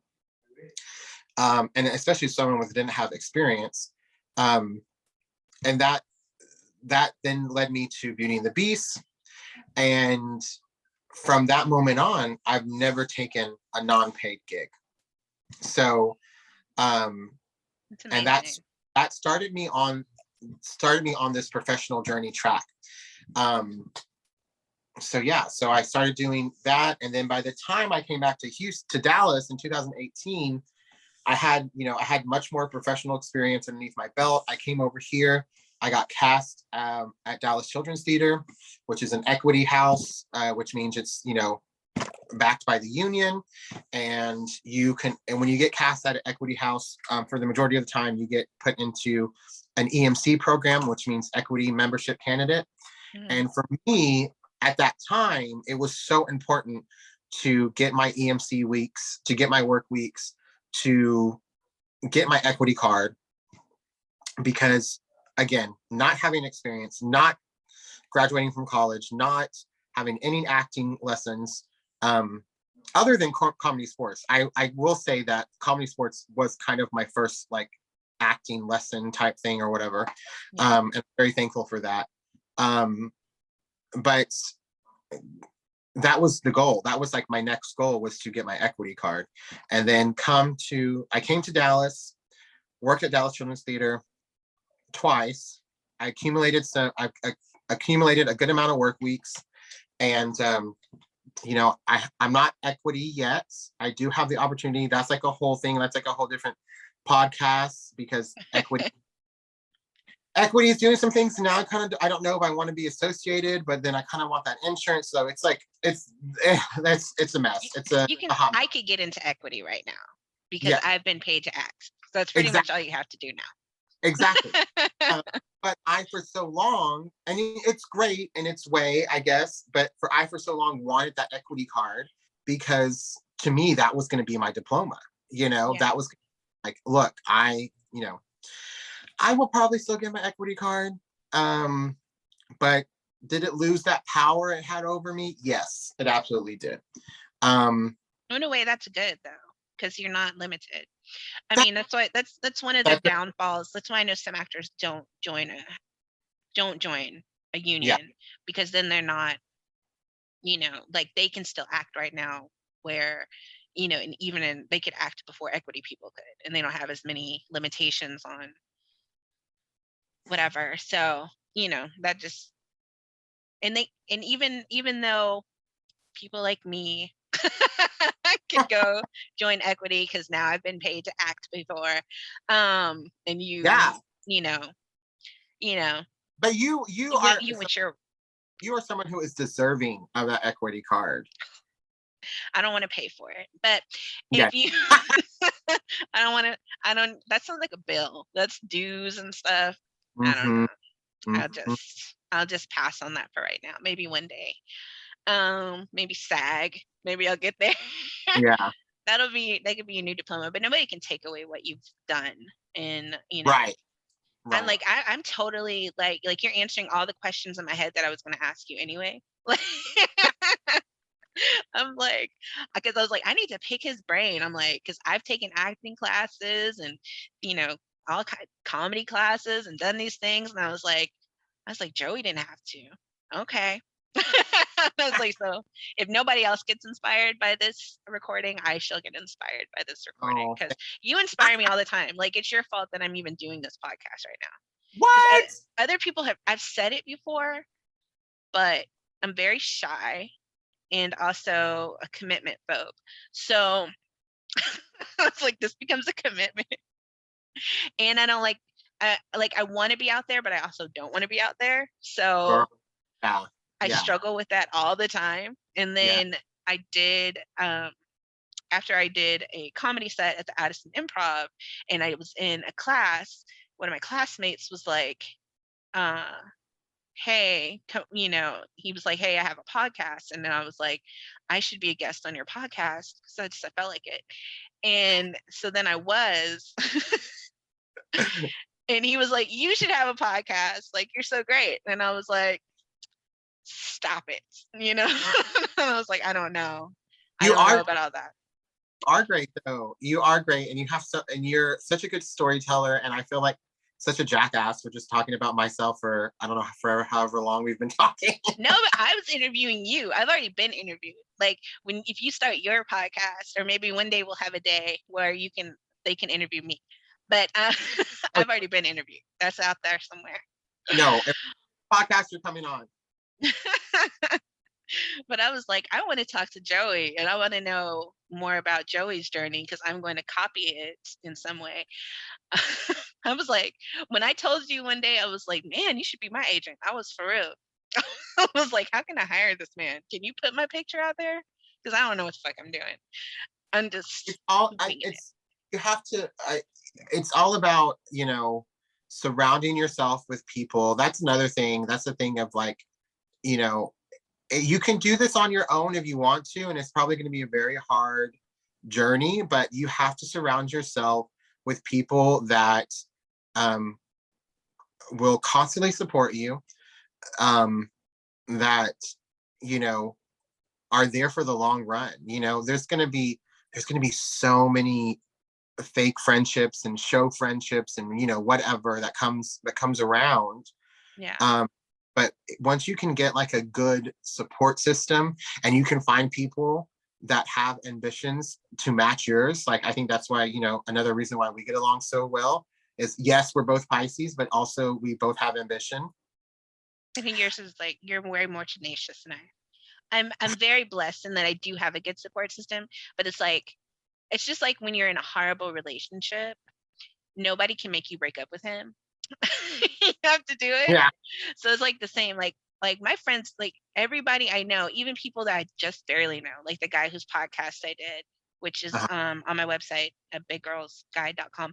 If like I barely knew him, like barely talked to his ass in class, and he already decided I was amazing, which was crazy to me. But even he is like super supportive of me. So it's like when people meet me, they see so much in me that I don't see, or like I kind of see, but I'm like, nah, like, Yeah, like, nah, it's okay. So it's but like I yeah, have the support, but it's like I have to figure out how to like support myself, I guess. Like right. quit telling myself, nah, because I have like severe imposter syndrome, which could Oh be my the God. subject for another We I another was day. my friend Marissa, we were just talking about imposter syndrome like right before I got on with you. That's so crazy.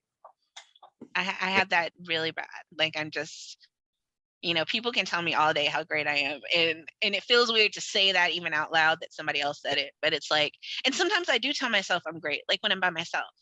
I'm like, man, you're amazing, bitch. But then Yeah. I'm just like Yeah. also covering my face. I'm like, I'm not putting that out there. Be I like, you're mean, cute. I'm like, I am cute. No. Look at me. Don't look at me. yeah. That it's that thing too of because we want to be humble at the same time, you know what I mean? Yeah. And so I think that plays into it, but it's so interesting because you said something that like it like hit me in the head. um when I okay, so going back to the commercial audition, so when I got that audition notice, you sent it to me, as I was like putting my reel and everything like that together. You sent me the audition notice. um so it's interesting that you saw that and you thought of me. And then when I was going through that process, so many of my friends, my inner circle, everything like that, people were like, you got this, like this is your, you know what I mean? Everyone was like, you are what they're looking for. And that's so, to have people, surround yourself with people that believe in you more than you believe in yourself. Surround yourself with people that will believe in you when you don't believe in you. Because if you want to make it in this business, there's going to be times I could have easily talked myself out in July. I could have easily said, well, I'm here at the horse races, I'm making mediocre money and a not so hard job. I can just do this, and it's been a good run. It's been a good run. But but if I didn't have that support system, if I didn't have people in my corner rooting me on, I don't know where I would be. And it's so funny because when I booked it and I told you I booked it, you were like, I knew it. I knew it in my spirit. I knew it. And that was so comforting because to have people like you and like my best friend Monica, whenever she found out I got the call back, like she was crying. And like to have people that like want to see you succeed or that they know that you're gonna succeed, like that is so important. That is so important. And I think so many people, like sadly, I think so many people befriend people in such a shallow way. And I think it goes back to what you said, I don't know, 5 hours ago. When you When we're gonna take a break, but we never take a break, and that's okay. We don't have to. You'll figure it out. You'll figure it out, girl. When you said like 5 hours ago, when you were like, it's so strange because I don't make new friends, and that's like something that I think we all learn, and some people don't learn, I think. But if you can just keep consistent, a good group around you, a good group of friends that will keep you level-headed, it'll work out. And I think that's another thing that people are like, so like, oh, well, networking. I got to network to this, to this, to that, you know, all that kind of stuff. Yeah. You really don't. And I'm proof of that. You know what I mean? You don't have to have like, you don't have to know this person, know that person, know this person, say, oh yeah, we're friends. I mean, if you're that girl, then you're that girl. But like, I got these bookings. I got the booking from the commercial. I got the booking from Rock Rick's wink wink. Rock Rick's.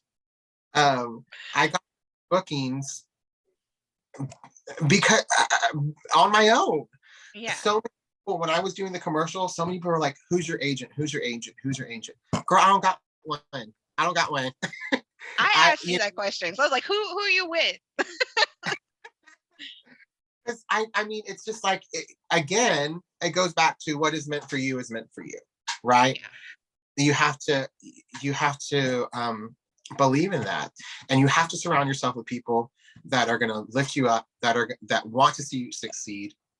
And let me tell you, that is very rare in this business because we're all actors. We're all trying to get the gig, right? Yeah.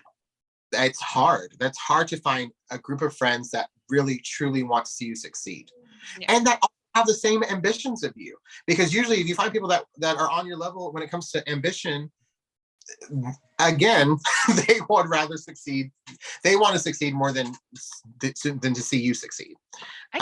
I like to see people get it. Like, honestly, like some people are trash, but I like to see some people get it. Like, I like to send you things. I like to send people things when I see that it goes with them. Like, I have a friend, and I use this loosely because we're not like hangout friends or anything like that. But if I saw him, I'd be like, hey, dude, you know what I mean? Like, if he had a show and it wasn't in, Addison, I would go see it. Like, it was too far. Actually, I did go see him in Addison one time. I was like, I'm going to be really supportive today. This is once. It only happens one time because I don't even go see my best friend when she did shit in Dallas. And I love her so much. But she's been my best friend for like 13 years. And even she knows I'm not coming. But but I like to send him stuff, and he was like, oh my God, thank you so much for sending me stuff all the time. I still appreciate it. And I'm like, dude, if we shine, if you shine, like I shine, like, you know what I mean? Like, if one of us shines, all of us fucking shine. Like, it just makes me feel good. Like, I want to see it.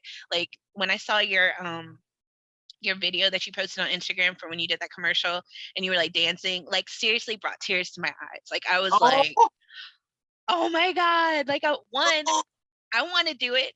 I wish I had that courage to be that loose with myself and like just like out there, because I would never, all my self jiggling and things and place things being out of place, I couldn't do it. But especially if it was for free, and I know it wasn't for free, which is why we don't do community theater, because that's free. But if you need experience and stuff to put on your resume, girl, go do that. Theater. I started in community theater. I got a year and a half of like a community theater circuit in Houston, and that really helped me. you know, so My first real play was community theater because my best friend was directing it, and she decided I was going to be in it. So yeah, that's on her. But and I really appreciate it. It was an experience, and it allowed me to get closer to her. She's now my bestest friend sister in the whole world. But yay, Sharan. Um, she's always like, I'm very lucky to have those people that I know root for me, and I'm very blessed to exactly. meet people who are random who be rooting for me, and I'm like, why? What's wrong with you? What's wrong with you? And they're Yeah, like, you're so great, you know. Like I had a comedy teacher, and he was just like, you're gonna go out there and do stuff, right? Like you're really funny. And I was like, you say that to all your students? And he was like, I really don't. I'm just like, but open mics are so hard. Like they're so they're at nighttime when I get off work. yeah, Hard. Um they're in Dallas. yeah. It's raining tonight. That's what be throwing me off. I was gonna sign up for one. I saw rain in the forecast and the sister had to bow out.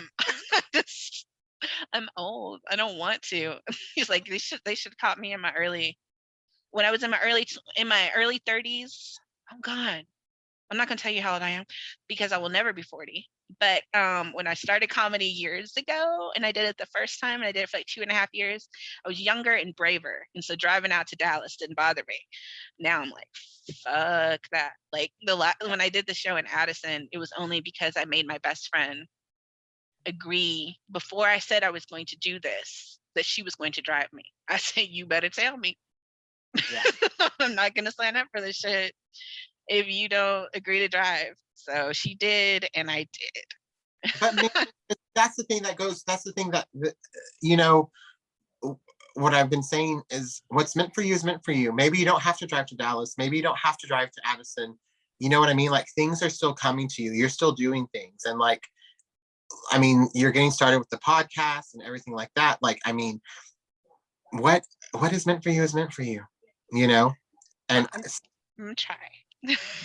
I'm gonna try to make this work. People ask me all the time, like, why do I watch Wendy Williams? And I wasn't a huge like talk show person before, but one day I decided I want to be something like a Wendy Williams. I'm gonna watch the shit out of her show. And now I'm like, I'm hooked. Like I watch it all the time and I've listened to her books on Audible. mhm. And I was like, so then I was like, I gotta come up with a thing. And so you were like, can we KiKi? And I think that's gonna be my how you doing? Because Yeah. I'm about to do something because I was like, I kind of like I always wanted to be on TV. I didn't want Uh-huh. to do theater. Uh-huh. I didn't want to do that. I wanted to be on TV since I was a little girl. I want to be in movies. And then Yeah. part of me is like, I want to do radio. And then I was like, how do you break into radio? I don't know how to do that. And I've kind of been a mom like like all of my adult life. So like the thought of working part-time for shit pay to, pass out promo things and maybe somebody will hear me and put me on the radio on their show was like, So then I kept thinking, okay, I'm gonna do a podcast. I'm like, who the fuck's gonna listen? And then a friend of mine is like, who gives a fuck who listens? Like, just do it. So, and Yeah. then talking to you all the time, I was like, I'm gonna do it. I'm gonna do it. Yeah. I'm gonna do it. And then like the other day, I was just like, I bought a website.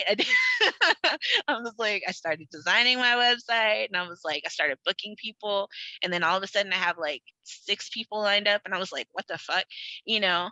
And it's like you just never know who's gonna. And they're people that I know, Right. who I would expect to say yes anyway. But Right. like the quickness that they did it was like amazing to me, and like just agreeing to like come talk because they know me. That's just the scariest. Like if you didn't know me at all and you came to talk to me, you might not know, oh, this bitch is a little, scattered. Um this bitch really doesn't know what she's doing. And you might have these high expectations, but you know me sort of. So Yeah. your expectations start down here and then we can just build them up. And so I super appreciate you, like being encouraging to me and sending me funny things on Instagram and letting me watch your journey, which you need to send me that video of you dancing so I can put it on my website because Oh it my, just gave me the most life. I cried a little bit. My son is like, what's wrong with you? And I'm like, look, it's so great. uh, I'm so proud of you. Oh my gosh. Oh no, I lost your video. Where'd you go? There you go. So we've been talking for like a really long time, and I would probably talk to you forever, and I'm going to talk to you again. I'm going to ask you a couple random questions. Go for it. You have so much energy. What's an insult you've received that you're actually proud of? That I am too fat to dance in a show. And now I booked a commercial where I'm the featured dancer. Kiss my fat ass is what you just got to say. Yeah. Sometimes people are like, I'm so fat. Like my sister, she's tiny. And I'm like, what the fuck am I like? Don't ever say that to me again. Oh, yeah. If you're creaking when you're standing on it, or if your car doesn't creak when you get out of it, I don't want to fucking hear fucking weight issues. Please. Do your thighs ever cause your pants to have a tiny hole in between them? No. Like it's like if you have a thigh gap of any sort, just like if I could slip anything between your thighs, I need you to shut up.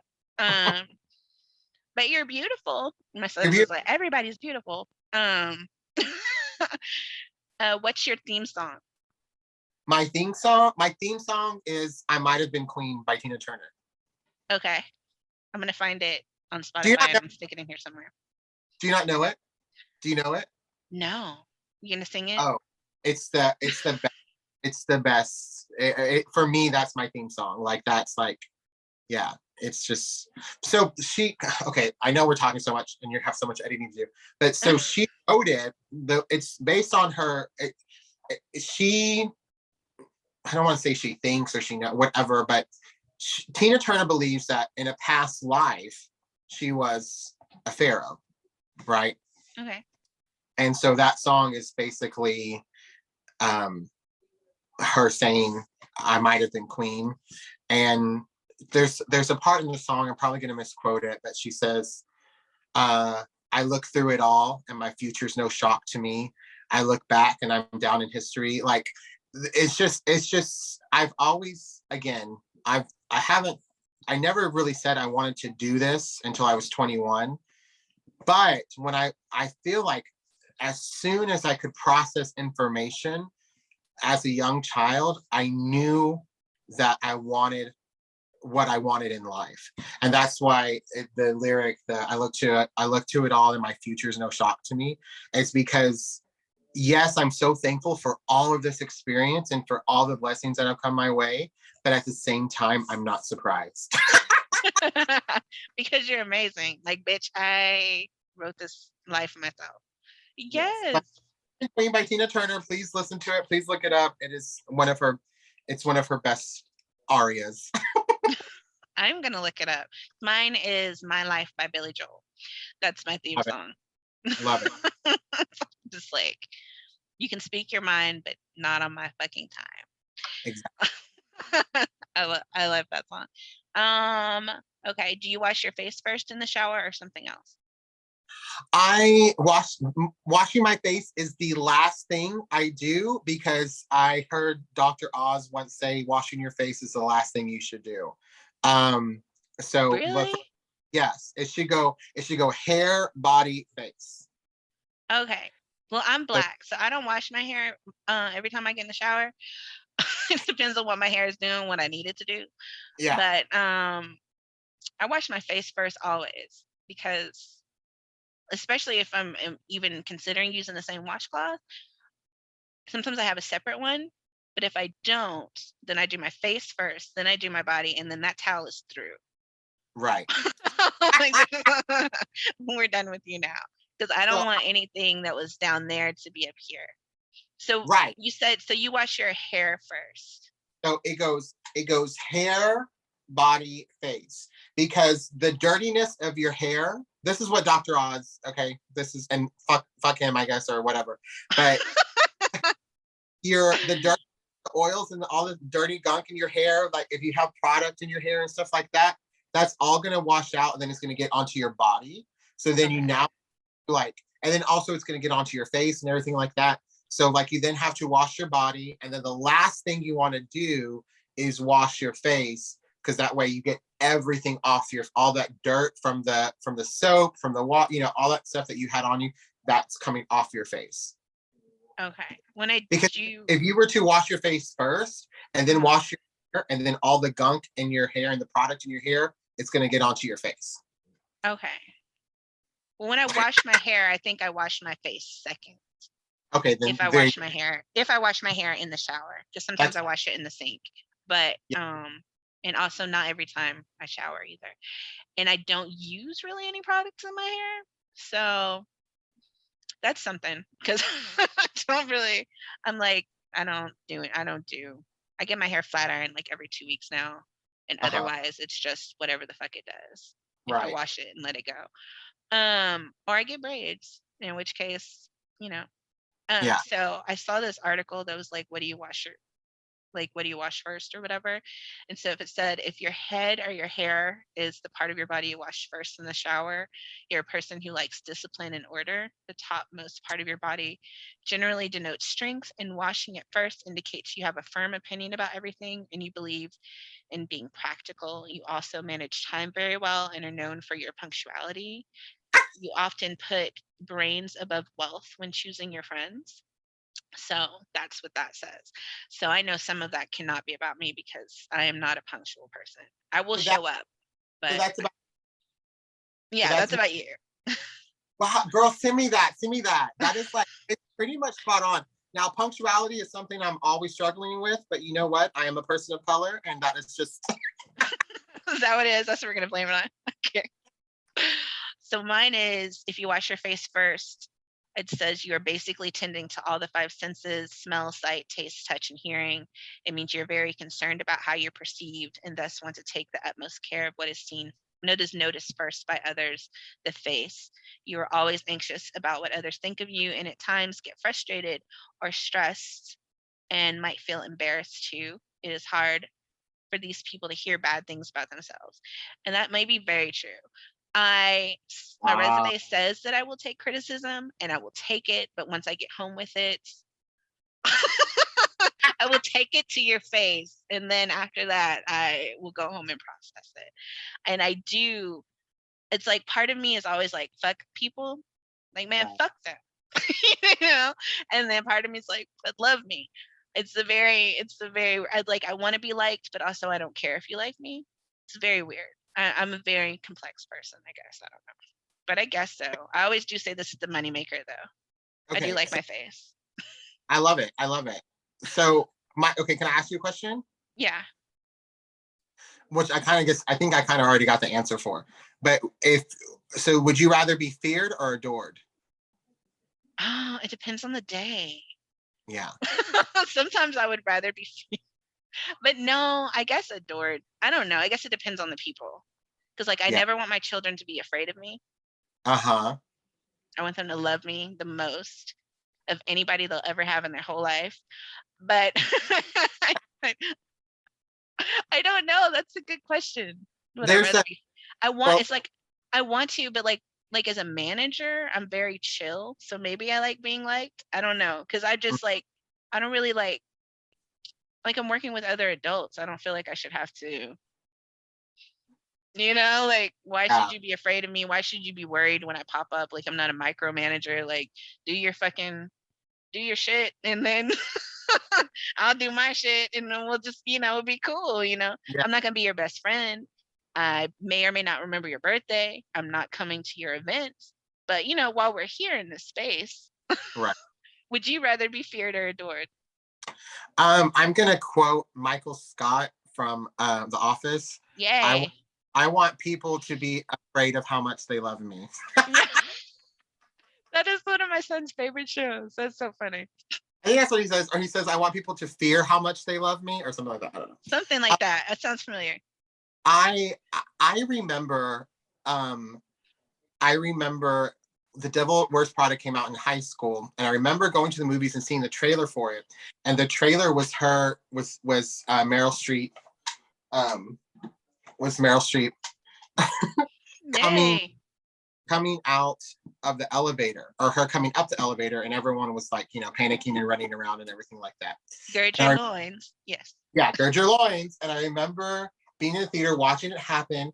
And I was just like, it was the first time seeing the trailer, and I was just like, oh my God, that's so great. And then I remember my best friend at the time leaned over and she was like, that's gonna be you. And so part of me does like the fearfulness, but then I don't know. It's like, love me, but don't fuck with me. Yeah, exactly. Love me from over there. Yeah. But also don't fuck with me. Like, Exactly. like I build up a tough, I build up enough wall. So I need you to just stay over there. And I think Exactly. people know that about me. Like, I try to tell them when I meet them. Yeah. When I need you to just, like, it's going to take me a minute, it's going to take me a minute Oh, to come over to your side. Like, we're not going to be best friends immediately. I'm glad well, that you like me, but it literally takes Miranda Priestley the entire movie to warm up to Anne Hathaway. and it should. She was very annoying. Yeah. She wasn't I love Anne Hathaway. I know some people hate her for some reason, but I love her. And I love that movie, but she wasn't the villain in that movie. It was Adrian Grenier. He was gorgeous, and I love him. But he was the villain in that fucking movie. Yeah, exactly. He and her fucking friends were the fucking villains. Yes, haters. Yeah. Let her live and make her grilled cheese and shit. And then when she gets where she's gonna go, then she won't have to cheat on you with that blonde dude. And it goes to my point, what I said about 3 hours ago, was be cautious about who you surround yourself with. Yes. Surround yourself with a good support system. Not like her ass. Right. Those people they all just want you to stay in the same place. And that's not how you want. You don't want to be around people who they're just trying to keep you down, trying to keep you in the same place, in the same mindset, the person that they know, like, this is what we do on Saturday night. No, bitch, this Saturday, I got a show. Are you coming to watch me do my show? And then maybe we can go home and Netflix, or Netflix. Are we? What we gonna do? Oh, like, but you can be whoever you want to be, but I'm gonna be this person. I mean, she did trip a little bit in that movie, but for the most part, it was her boyfriend that was bugging. Exactly. He was fine and everything, but he was bugging. Yeah. Ugh. Support me, bitch. What the hell? What are you here for? Yeah. It's not for money, clearly. So, like, you can keep me down a little bit if you pay my bills, but not. You're not contributing that much. Or else. Yeah, take your broke ass. Yeah. And your grilled cheese. And your sadness and move. We don't have time for sad sex here. Exactly. That is so fun. I had the most fun with you. I was gonna do 2 truths and a lie. Do you want to do 2 truths and a lie? Yes, give me more questions. You're gonna have to do a lot. I'm gonna have to cut it off. Okay, give me 2 truths and a lie. Where are we? I don't know. I'm like approaching like 2 hours. I don't know. It doesn't matter. It's all going in there. I'm not editing half of this. Oh my! No one's gonna listen to. I've heard I've heard some podcasts that are like hours and freaking hours. So go. They can listen. 2 truths and a lie. 2 truths and a lie. 2 truths and a lie. Oh God, that's like really hard. 2 truths and a lie.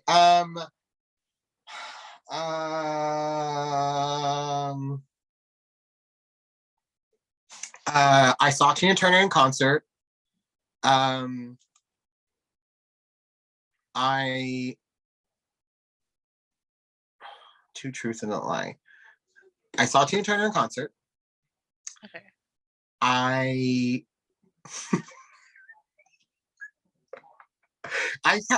drawing a blank. I can't think of any. It's because I ran my mouth for 3 hours. I saw Tina Turner in concert. I God, I don't know what, because I feel like I've already told you all of my truth. Okay, we'll do it next time because I'm gonna make you come talk to me again next time. Okay, good. Yeah. We need to do a pop. And then we will a big girl's guide to pop culture. Yeah. A big girl's guide to revisiting Britney. We'll just go through a whole timeline. Yeah. Edit that like the last minute and a half. Edit that out, please. I did not see the concert. That was not going to be the truth. It was the lie. Okay. I did not. My mother went to go see Tina Turner concert, and I still to this day have not forgiven her, because I grew up rewatching What's Love Got to Do with It with Angela Bassett and Jennifer Lewis, and so my fascination for Tina Turner has been around for a very, very long time. And the fact that my mother went to go see her and did not take me is something I will never forgive her for. That is a fantastic movie. And Angela Bassett and Jennifer Lewis. Oh yeah. That's an amazing movie. I always like have random quotes in my head. And so one of them was, you trying to help? You don't need the help, girl. And I say that all the time, and my kids didn't know what it was until I finally showed them the movie, and they're like, okay. Yeah. A horrible quote, but the quote that I always say to myself from that movie is "Eat the cake, anime." Yeah, I think everybody says that. If you have some cake, eat the cake, anime. And it's like, and my kids are like, now I know what the memes are doing. Now I get it. Exactly. Now we've seen it, and they're like, oh my god. But Angela Bassett, she just over delivers. She's just amazing. Yeah. She's everything I hope to be in life. That would be a story for another time. Thank you so much for joining me, Joey, on my first episode of a Big Girls Guide podcast, a Big Girls Guide to Tenacity. You'll have to learn more about Joey because he's going to send me some information for me to put on my website, www.abiggirlsguide.com, and I'll put his social media if he wants followers. If not, then that will be on there. You can just love him from afar. Well, thank you so much for having me on. I really enjoyed myself. I can't wait to. This is the first episode of what I'm sure will be one of thousands, and I'm gonna just go up from here. I know I set the bar really, really low. So high. And yeah, I really enjoyed my time. I really enjoyed talking for 5 hours. Thank you so much. Thank you. I felt like a teenage girl again. It was great. So we'll find out more about Joey. You said what? I said tenacity. I hope I gave you tenacity. Tenacity, totally. Over and over again, you kept going back to it. You are a trained orator. We'll learn more about Joey on my website, www.abiggirlsguide.com. He's going to give me some info, and I'm going to share it. His social media, if he wants that out there. If not, you can just adore him on abiggirlsguide.com, and he'll be back another time. Thank you, Joey. Thank you. Thank you for KiKiing with me. It was a great KiKi. Bye, girl. Bye.